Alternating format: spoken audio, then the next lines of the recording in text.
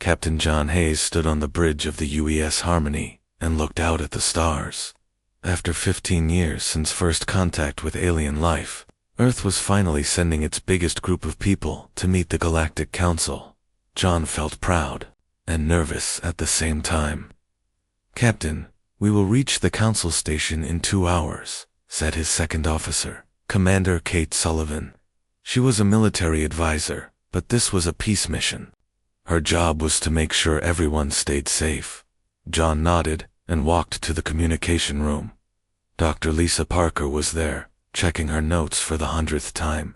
She was Earth's best expert on alien cultures and biology. Her job was to help humans understand the different alien races they would meet. "Are you ready for this, Lisa?" John asked. Lisa looked up from her papers. "I have studied every alien race in the Council for 5 years, but meeting them in person will be different. I hope we can make good friends with them." The UES Harmony was not a warship. It was built for exploration and diplomacy. The ship carried 200 humans from Earth. There were diplomats, scientists, doctors, and engineers. Some had brought their families with them. Earth wanted to show the aliens that humans were peaceful people who valued family and trust. Ambassador Paul Martinez was the leader of the group. He had been chosen by Earth's government to speak for all humans. Paul was a calm man who believed that talking was always better than fighting. He had spent years learning about alien languages and customs. Paul walked into the communication room. "John, I just got a message from the Council Station. They are ready to welcome us. The ceremony will begin as soon as we dock." "What kind of ceremony?" Kate asked. She always worried about security.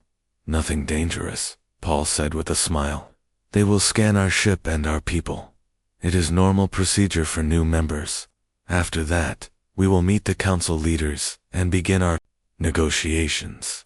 The 3 races that controlled the Council were very old and powerful. The Zephyrians looked like tall birds with silver feathers and sharp beaks.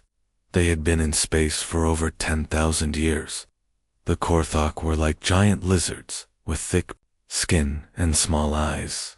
They were known for their strong military. The Vex were the strangest of all. They looked like floating jellyfish made of blue light. They were very smart and controlled most of the Council's technology. Dr. Lisa Parker had studied all of them. The Zephyrians value honor and tradition, she told the group during their last meeting. The Korthak respect strength and discipline. The Vex love knowledge and science. If we show them that humans have all these things, they will accept us. The Harmony had many gifts from Earth. There were examples of human art, music, and literature.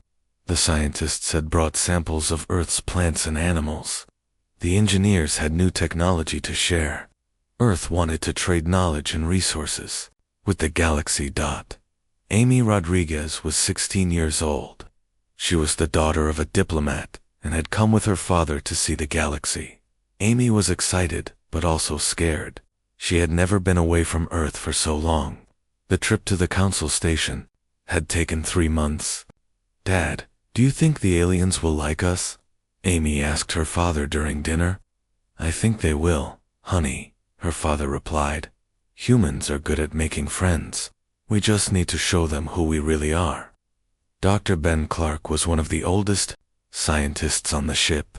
He had gray hair and kind eyes. Ben had been studying space for 40 years, and this was his dream come true. He was going to share Earth's discoveries about physics and chemistry with alien scientists. "The universe is so big," Ben often said. "If we work together with other races, we can learn amazing things. We can solve problems that no single planet could solve alone." General Alex Turner was the only high-ranking military officer on the mission. He was there to show that Earth had strong defenses, but he always spoke about peace. Alex believed that a strong military was important, but only to protect people, not to attack others. "We are not here to threaten anyone," Alex told his staff. "We are here to show that Earth is ready to be a responsible member of the galactic community."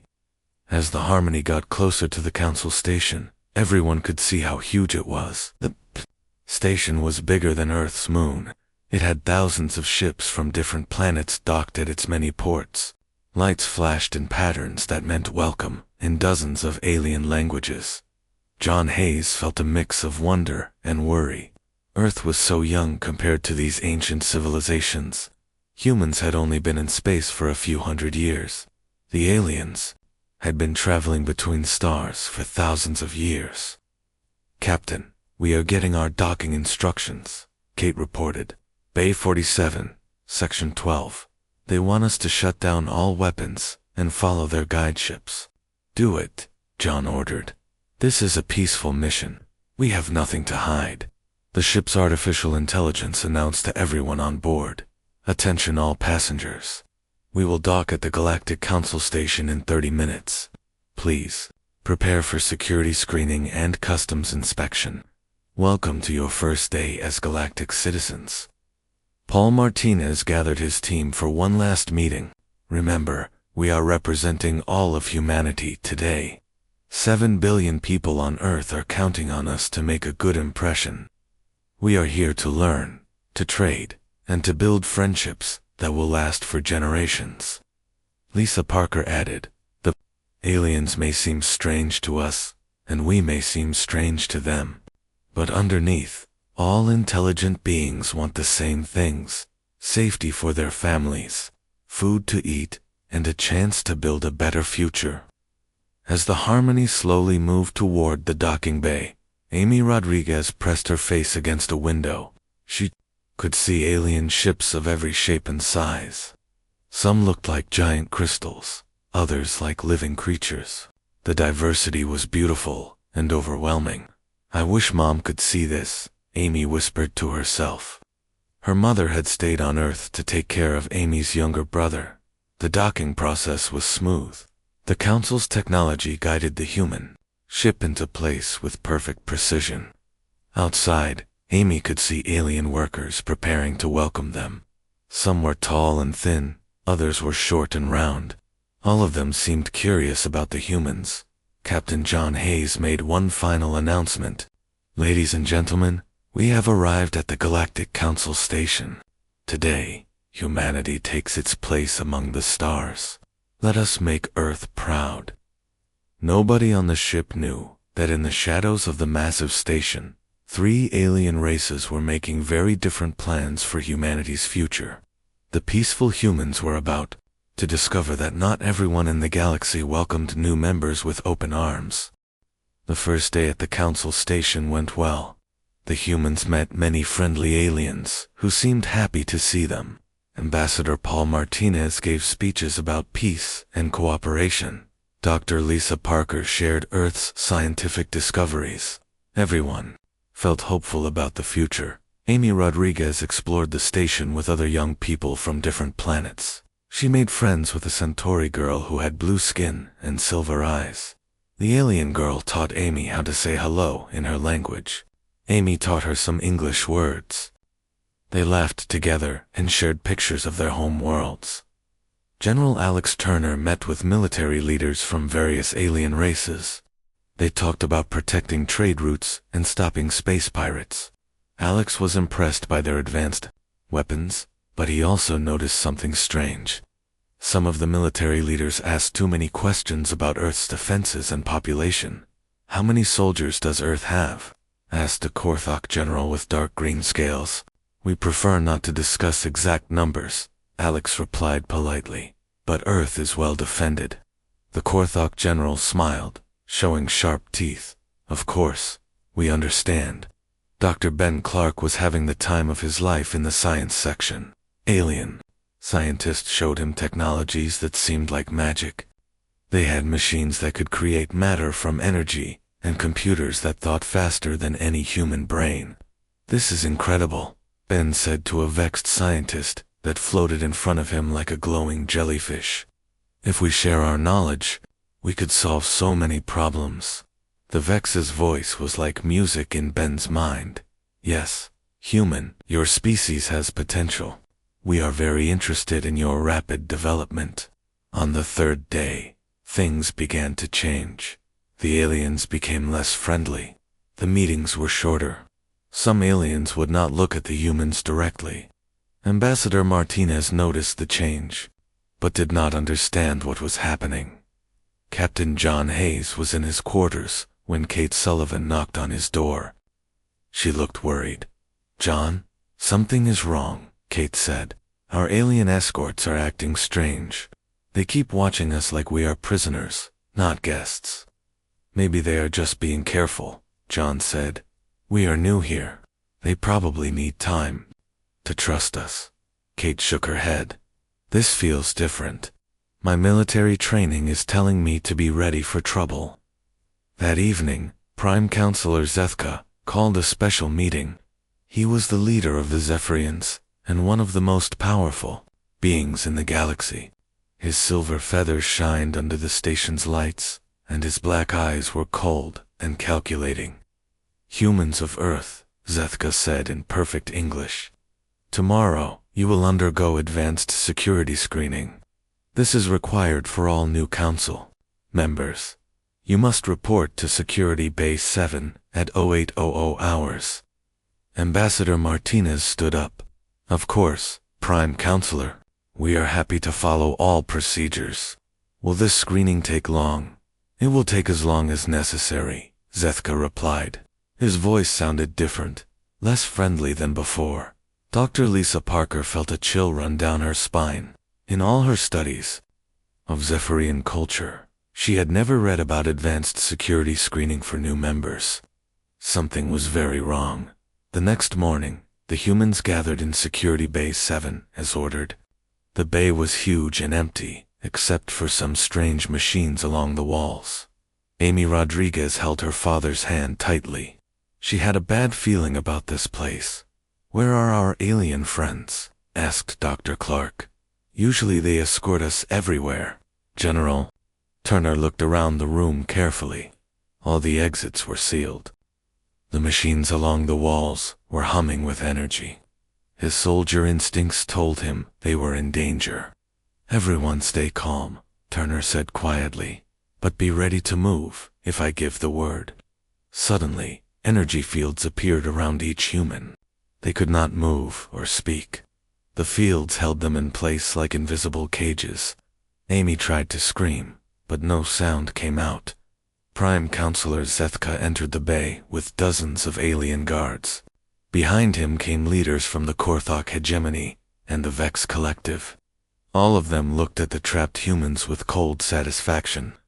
"People of Earth," Zethka announced, his voice echoing in the large room. "You have been found guilty of being a dangerous species. Your rapid technological growth and aggressive nature make you a threat to galactic peace." Ambassador Martinez struggled against the energy field. He could not understand what was happening.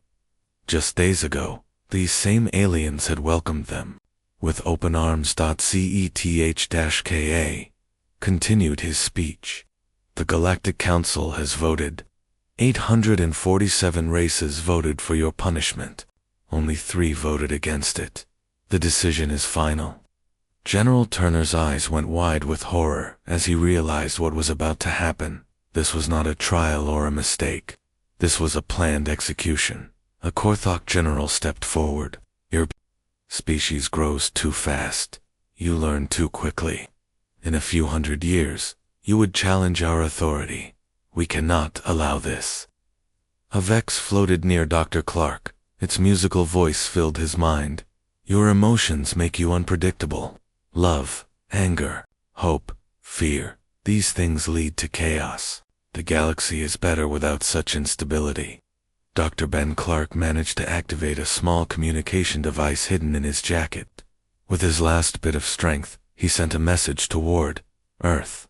The device was designed for scientific data, but Ben modified it to carry a desperate warning. "Earth, ... They're killing us all," Ben whispered into the device. "Not soldiers. Families. Children. This was planned. They fear us. Remember us. Remember what they did to us." Amy Rodriguez looked at her father with tears in her eyes. She was only 16 years old. She had come here to see the wonders of the galaxy, not to die in a cold metal room. Her father tried to reach her, but the energy field kept them apart. Prime Counselor Zethka raised his wing toward a control panel. Let this be a lesson to all young species. The galaxy belongs to those who have earned their place through age and wisdom. Humanity's journey ends here.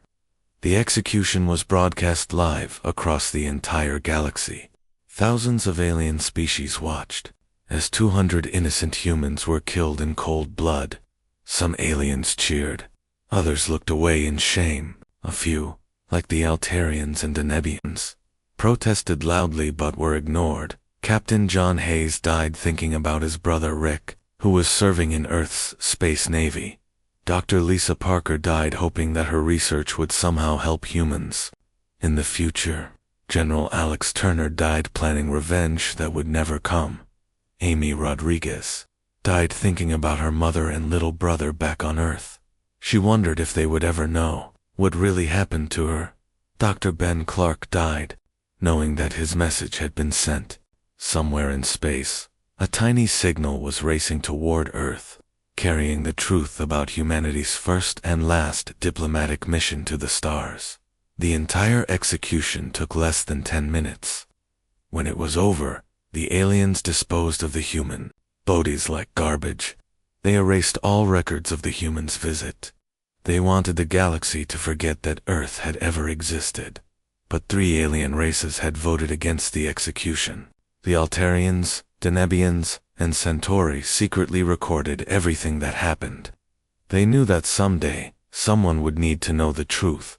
On a small Centauri ship, a young girl with blue skin and silver eyes cried for her human friend, Amy. She had learned English words from Amy just days before. Now Amy was dead, killed for no good reason, except fear and jealousy. Back in the council chambers, Prime Counselor Zethka made his final announcement about humanity. The Earth species has been eliminated. They were too dangerous to exist. Let this be a warning to all species who grow too quickly or become too bold. The galaxy has order, and we will maintain that order. The Korthok general nodded with satisfaction. One less threat to worry about. Their planet is far away and weak.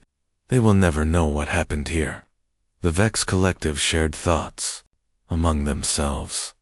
The humans showed too much emotion, too much unpredictability.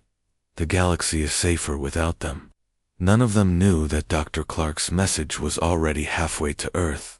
None of them understood that they had just made the worst mistake in galactic history. They thought they had eliminated a threat, but they had actually created something far more dangerous. They had given humanity a reason for war. The message would reach Earth in 6 months. When it did, everything would change. The peaceful, trusting humans who had sent diplomats and families to make friends would be gone forever. In their place would rise something the galaxy had never seen before, a species driven by love for their murdered children and an unstoppable desire for justice. The aliens had wanted to teach humanity a lesson about power and order. Instead, they were about to learn what happened when you killed a human's family. 6 months after the Harmony left Earth, people were getting worried. The ship should have sent regular messages, but there had been complete silence for weeks. Families waited by their communication devices, hoping for news from their loved ones. Admiral Rick Hayes was John's younger brother. He commanded a patrol ship near Mars when the first strange signal arrived. It was weak and broken, but the computer recognized Dr. Ben Clark's emergency frequency. "Sir, we are getting something," his communication officer reported. "It's very faint. The signal is damaged." Rick felt his heart start beating faster. "Clean it up. Let me hear it." The bridge went quiet as the computer worked to fix the signal. Slowly, Dr. Clark's voice came through the speakers. The words were broken and mixed with static, but the message was clear enough. "Earth, they're killing us all. ... Soldiers, families, ... children. This was planned. ... They fear us. Remember us. ... Remember what they did. ... Drix, face went white. He grabbed the communication panel with shaking hands. Send this to Earth's command immediately. Priority 1. Emergency. Status. The message reached Earth's capital within hours. President Marcus Stone was in a meeting when his aide burst through the door. The aide's face was pale and his hands were shaking. Mr. President, you need to see this right now, the aide said. President Stone listened to the message 3 times. Each time, his expression grew darker. By the 3rd time, his hands were clenched into fists, and his jaw was tight with anger. Get me the United Nations Security Council. Get me the heads of every military branch. Get me everyone. Now. Within 6 hours, the most powerful people on Earth were gathered in the crisis room. The message played on speakers throughout the room. Some people cried. Others sat in shocked silence. A few slammed their fists on the table in rage. General Sarah Kim was Earth's top military strategist. She had gray hair and steel blue eyes that missed nothing. Sarah had spent her whole career preparing for threats from space. But she had always imagined fighting alien invaders, not alien executioners. How many people were on that ship? President Stone asked. 200, General Kim replied. 68 diplomats, 92 scientists and support staff, 40 family members. 23 of them were children under 18. The room went silent. Everyone was thinking about Amy Rodriguez and the other young people who had gone to the stars full of hope and wonder. Dr. Rachel Green was Earth's leading quantum physicist.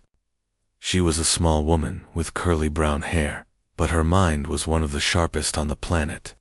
Rachel had helped design many of the technologies that made space travel possible. Mr. President, Rachel said quietly, if this message is real, then we are facing an enemy that kills children to make a point. They executed our people, not for anything they did, but for what they might become. President Stone stood up slowly. His voice was calm, but everyone could hear the anger underneath. Ladies and gentlemen, our children are dead. Our scientists are dead. Our diplomats are dead. They were murdered by aliens who decided that humanity was too dangerous to live. The president walked to a window that looked out over the city. Millions of lights twinkled in the darkness, representing millions of families who would soon learn that their peaceful approach to the galaxy had failed completely. The aliens made a mistake, President Stone continued. They thought killing our people would make us afraid. They thought it would make us hide. They don't understand humans very well. General Kim leaned forward. What are your orders, sir, President? Stone turned around. His eyes were hard as stone, and his voice was like ice. We are going to show them what humans do when someone murders our families. We are going to make them regret the day they decided to kill our children. The next morning, President Stone addressed the world. Billions of people watched as their leader told them about the execution of the Harmony's crew. The news hit like a bomb. People cried, screamed, and demanded justice. My fellow humans, President Stone said, looking directly into the camera. Today we learned that peace is not always possible. We learned that some beings in this galaxy think they can murder our children and face no consequences. They are wrong. The president's voice grew stronger and more determined. From this day forward, Earth is at war. Not a war we chose, but a war that was forced upon us. We will not rest until every being responsible for this crime has paid the price. Within days, the entire planet began to change. Factories that made cars started making weapons. Scientists who studied medicine began studying alien biology to find weaknesses. Engineers who built homes began building warships. Dr. Rachel Green was put in charge of a new project called Retribution Research. Her job was to take human technology and turn it into weapons that could fight aliens. Rachel worked 18 hours a day, driven by the memory of Dr. Clark's final message. The aliens have been in space for thousands of years, Rachel told her team. But they've gotten comfortable. They think their technology makes them superior. We're going to prove them wrong. Human technology was different from alien technology, where aliens used energy and crystals. Humans used computers and chemicals. Where aliens built things to last forever, humans built things to adapt and improve quickly. Admiral Rick Hayes was promoted to Fleet Admiral and put in charge of building Earth's war fleet. Every day, he looked at a picture of his brother John and promised that the people who killed him would pay. We're not just building ships, Rick told his engineers. We're building weapons of justice. Every bolt, every wire, every computer chip is going into machines that will avenge our murdered families. The 3 alien races that had voted against the execution tried to contact Earth. The Altarians, Denebians, and Centauri sent messages saying they were sorry for what happened. They offered to help Earth get justice. President Stone met with their ambassadors in secret. The Altarian ambassador was a tall, thin being with golden skin and large eyes. She spoke with a voice full of sadness. President Stone, we tried to stop the execution. Many of us were horrified by what the council did. We want to help you fight against this injustice. The Denebian ambassador was short and round with thick blue fur. He had tears in his large black eyes. We have recordings of everything that happened. We can prove that your people were innocent. The execution was murder, pure and simple. The Centauri ambassador was the hardest for President Stone to look at. She was young and had blue skin and silver eyes, just like the girl who had befriended Amy Rodriguez. When she spoke, her voice shook with emotion. My daughter knew your child, Amy. They were friends. Amy taught her English words and shared pictures of Earth. When Amy died, my daughter cried for days. Please, let us help you get justice for Amy and all the others. President Stone listened to all of them. When they finished, he was quiet for a long time. Finally, he spoke. Thank you for trying to save our people. Thank you for remembering them. But understand this, Earth will get justice for our murdered families. We will do it with your help or without it. The choice is yours. All 3 ambassadors agreed to help. They provided Earth with detailed information about the alien races that had voted for the execution.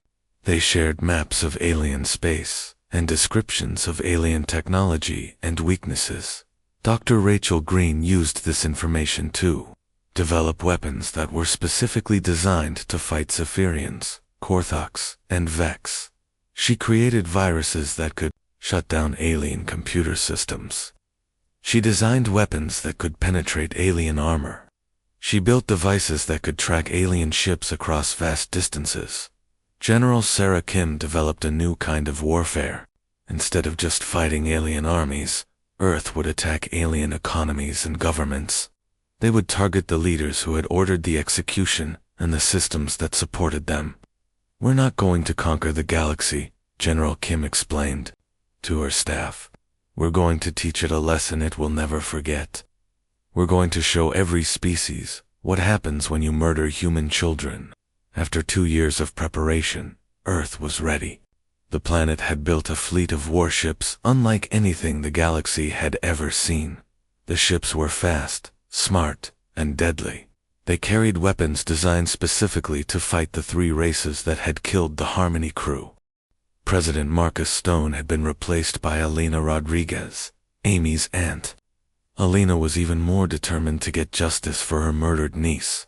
She stood in the command center deep under Earth's surface, surrounded by screens showing the positions of human ships throughout the solar system.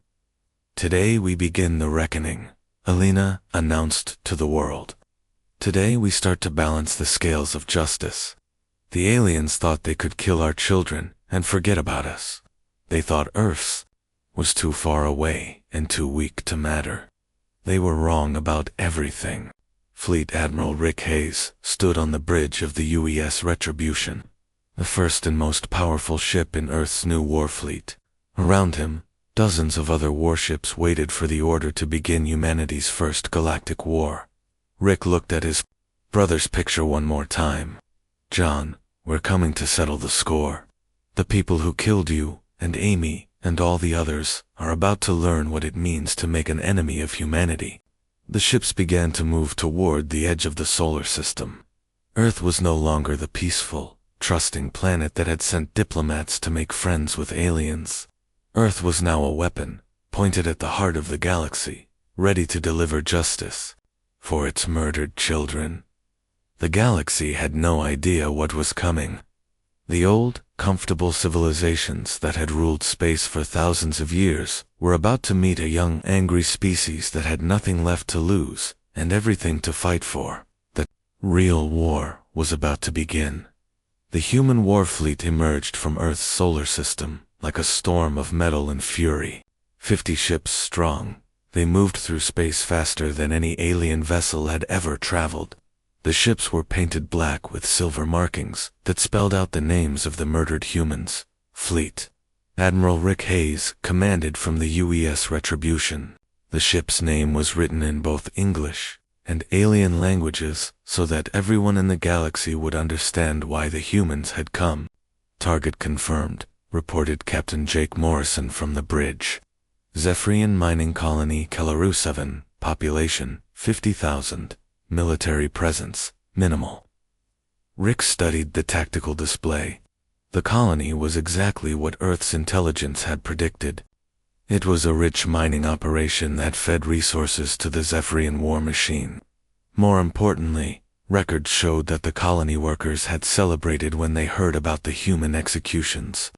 Jake, this is not about revenge, Rick said carefully. This is about justice. We're here to send a message that will save lives in the future. Captain Morrison nodded. Jake was young for a ship commander, only 35 years old, but he had trained for this mission for 2 years. His sister had been a scientist on the Harmony. She died trying to help aliens understand human culture. All ships, this is Admiral Hayes, Rick announced over the fleet communication system. Remember our mission. We are here to stop a system that murders children. We are here to protect future generations of all species. Execute Operation Justice. The human ships moved toward the mining colony with perfect coordination. Alien sensors detected them when they were still hours away, but the Zephyrians could not believe what they were seeing. Impossible, said Colony Commander Vekra, as he watched his screens. Humans do not have ships like these. They are a primitive species. Where did they get such technology? His aide, a young Zephyrian, with bright silver feathers, checked the readings again, sir. The ships are definitely human, but their energy signatures are unlike anything in our database. They appear to be using some kind of hybrid technology. Commander Vekra had been one of the Zephyrians who voted for the human execution. He remembered laughing when he heard that the soft, emotional humans had been eliminated. Now those same humans were approaching his colony with weapons he did not understand. Send a message to the council, Vekra ordered. Tell them humans are attacking Kelaru. Request immediate military support. But the human ships had already cut off all communications from the colony.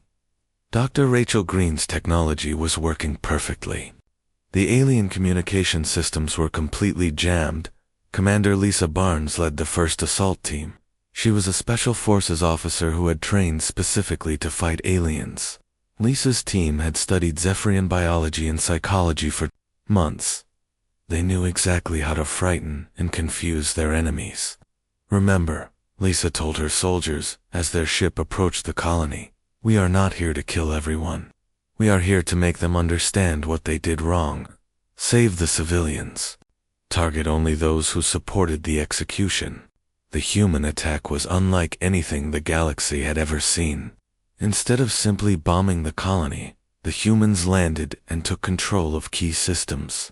They used non-lethal weapons to disable most of the defenders. They captured rather than killed, whenever possible. But they were not gentle with those who had celebrated. Human deaths. Colony Commander Vekra was brought before Captain Morrison in chains. The Zephyrian leader's silver feathers were torn and dirty. His proud head was bowed in defeat. Why are you doing this? Vekra demanded. Your species was judged dangerous by the Council. The execution was legal according to galactic law. Jake. Morrison looked at the alien commander with cold eyes. You killed children, the Kra. You killed families who came in peace. You celebrated their deaths. Did you think there would be no consequences? You are too far from home, the Kra said. Your planet is weak and isolated. You cannot fight the entire galaxy. Jake smiled without warmth. Watch us.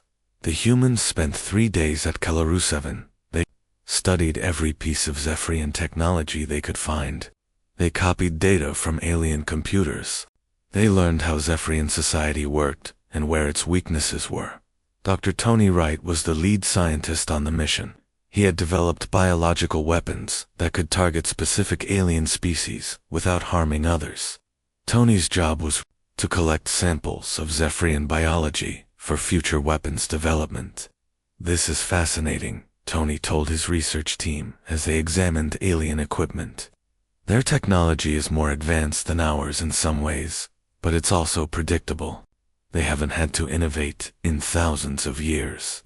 They've become lazy. Before leaving, the humans sent a message to every communication device on the colony.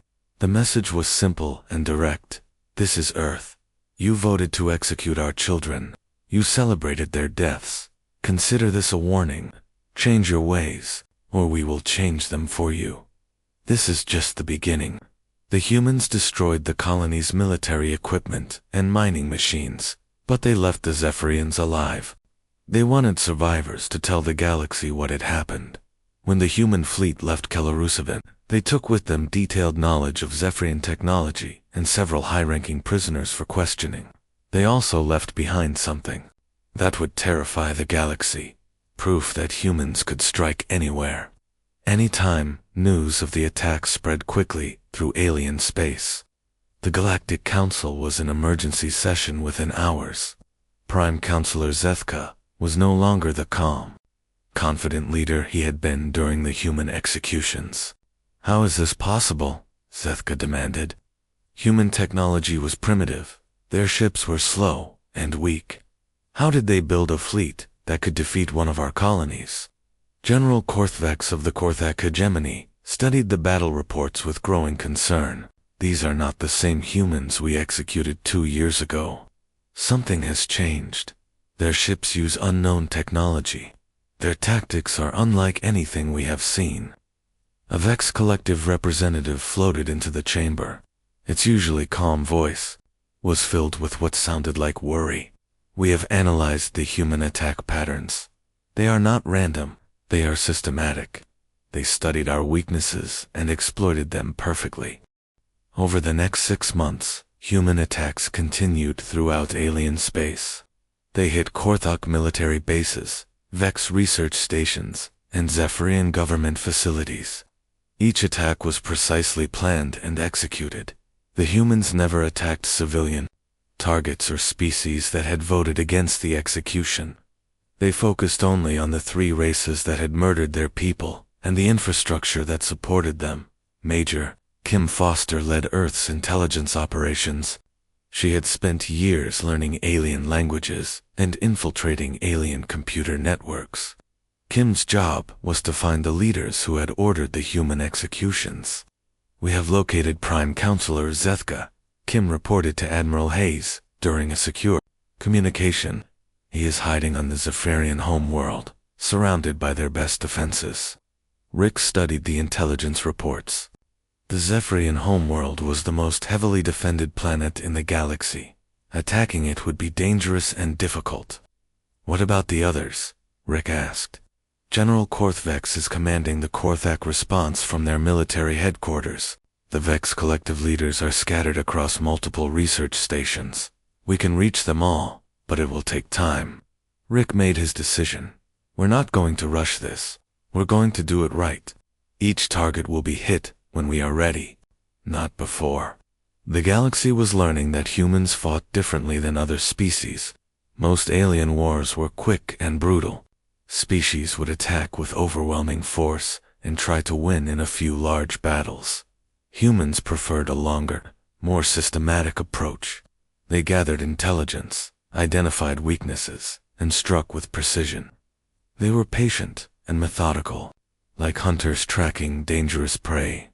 General Sarah Kim explained the human strategy to Earth's leadership. We are not trying to conquer alien space. We are trying to change alien behavior. Every attack sends the same message. Those who murder human children will face consequences. The strategy was working. Several alien species that had voted for the human execution began to distance themselves from the Council's decision. Some even sent secret messages to Earth, asking for forgiveness and offering to help hunt down the real criminals. But the three main target races were not giving up. They began to coordinate their defenses and plan counterattacks against Earth itself. Prime Counselor Zethka issued a declaration to the galaxy. The human terrorists must be stopped. They threaten the stability of galactic civilization. All loyal species must unite to destroy this menace before it spreads. The Korthok military began massing fleets near human space.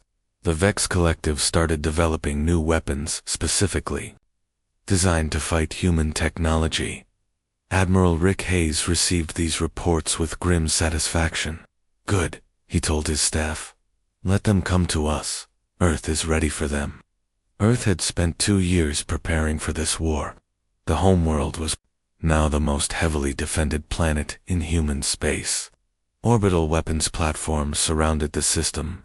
Hidden bases throughout the solar system were ready to support a long siege. But Rick knew that the real war was just beginning. The aliens had finally realized that humanity was not going to stop with a few raids on remote colonies. Earth was coming for the leaders who had ordered the executions, and nothing was going to stop them. Captain Jake Morrison received new orders as his ship patrolled near Zephyrian space. Jake, we've found our next target. It's big, and it's going to send a message that the entire galaxy will understand. Jake looked at the mission briefings and smiled.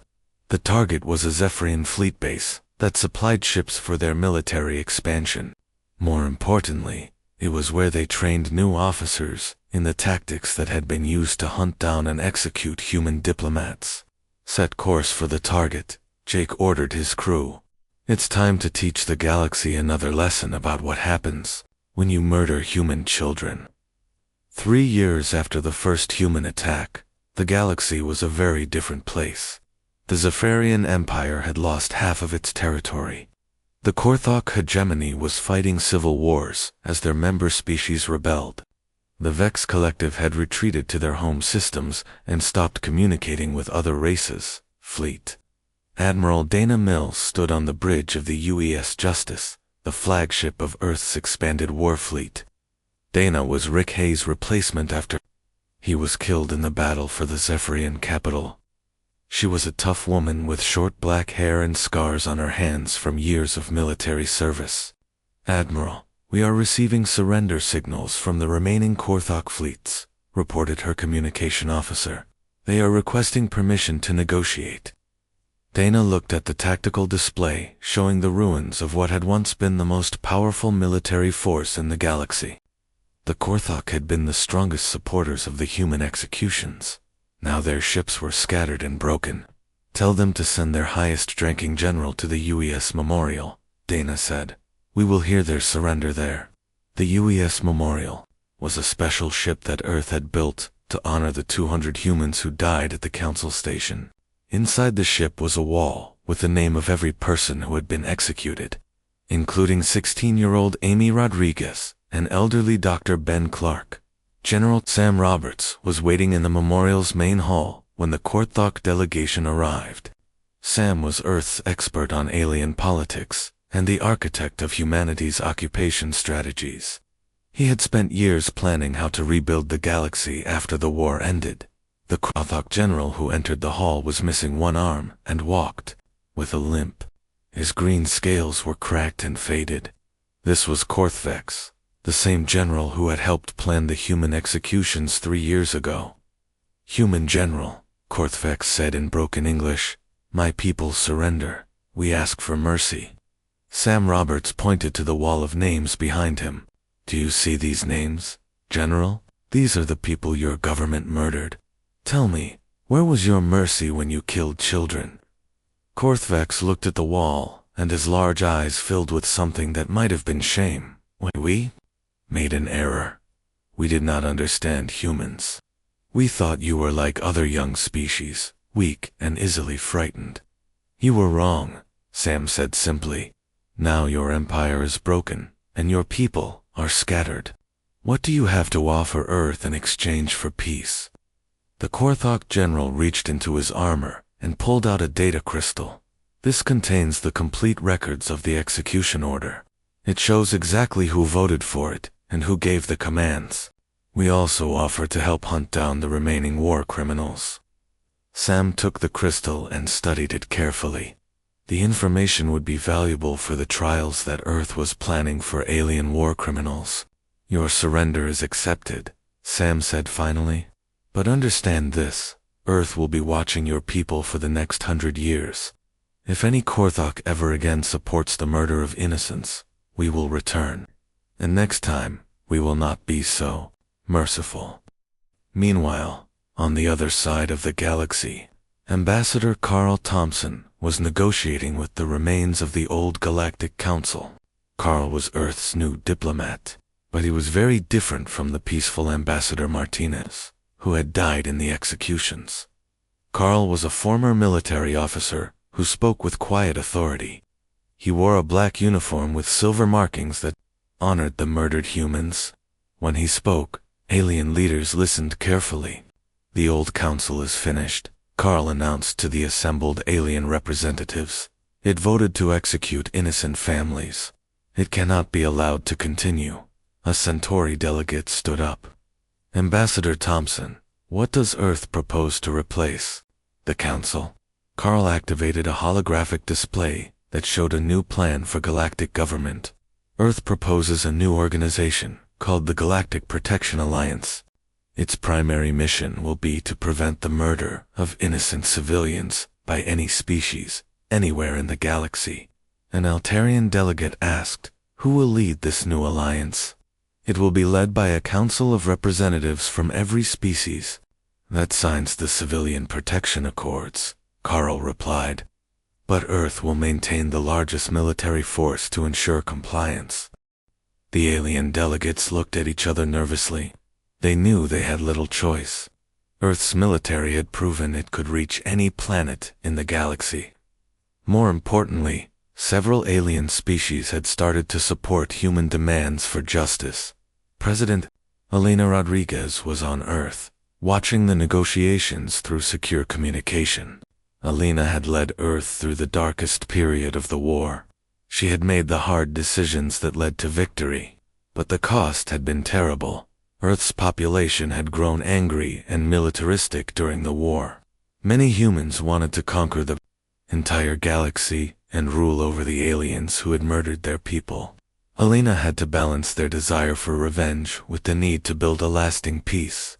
Carl, Elena said through the communication link, make sure they understand our terms completely. We are not interested in ruling the galaxy.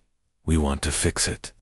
Carl nodded and turned back to the alien delegates. Earth's terms are simple. Any species that signs the Civilian Protection Accords will be protected by Earth's military.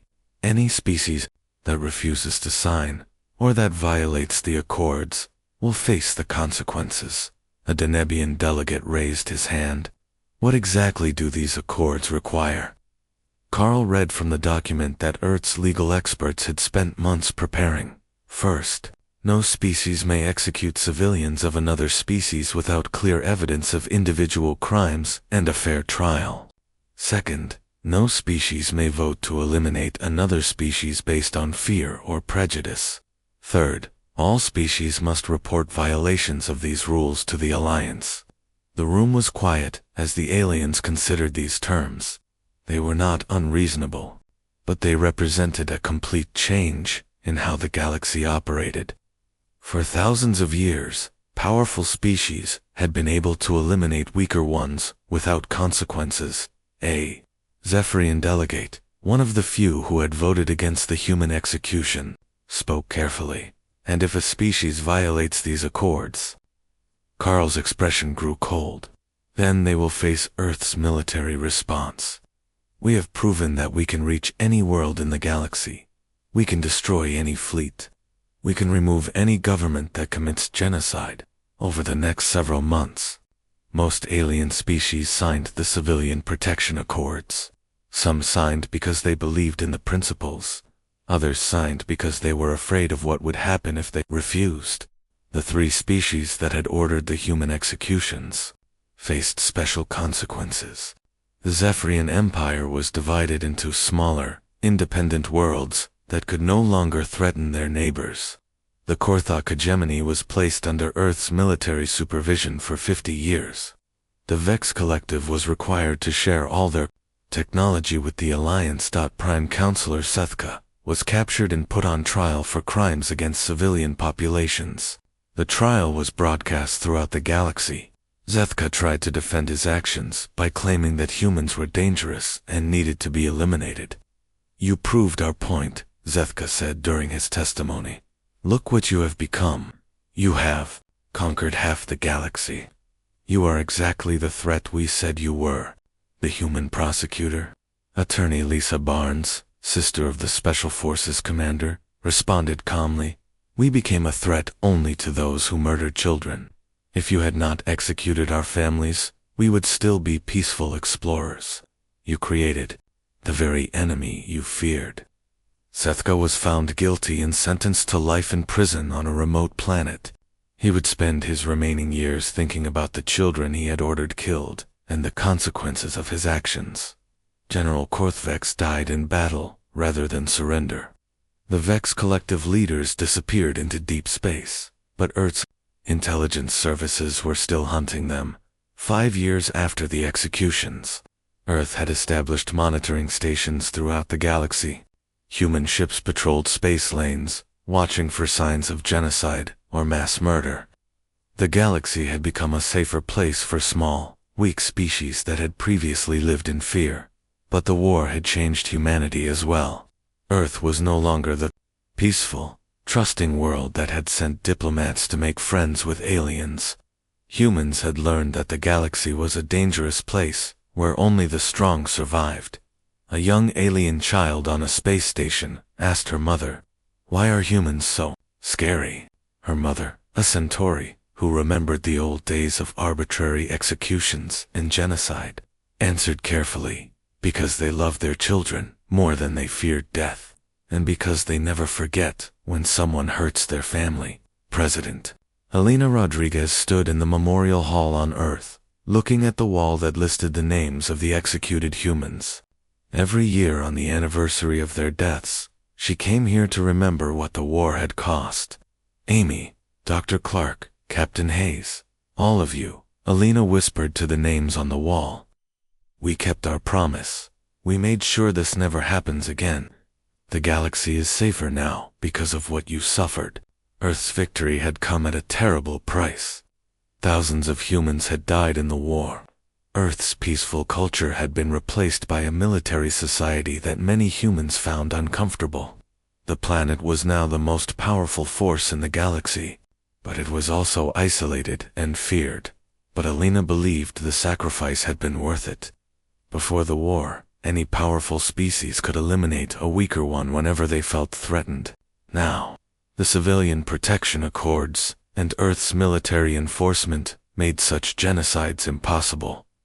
The galaxy had learned an important lesson. There were consequences for murdering innocent people. There were consequences for killing children to make a political point, and there were consequences for underestimating a species whose greatest strength was their love for each other. As Alina left the memorial hall, she passed a group of young human soldiers who were about to deploy to patrol duty in alien space. They were volunteers who had joined Earth's military to protect other species from the kind of fate that had befallen the Harmony crew. One of the soldiers, a young woman named Kate Martinez, daughter of the executed ambassador, Paul Martinez, saluted Alina as she passed. "Ma'am, we won't let it happen again," Kate said firmly. Alina returned the salute. "I know you won't, soldier. Your father would be proud. The galaxy was now at peace, but it was a peace maintained by the constant vigilance of humans who remembered what happened when innocent people were murdered for political convenience.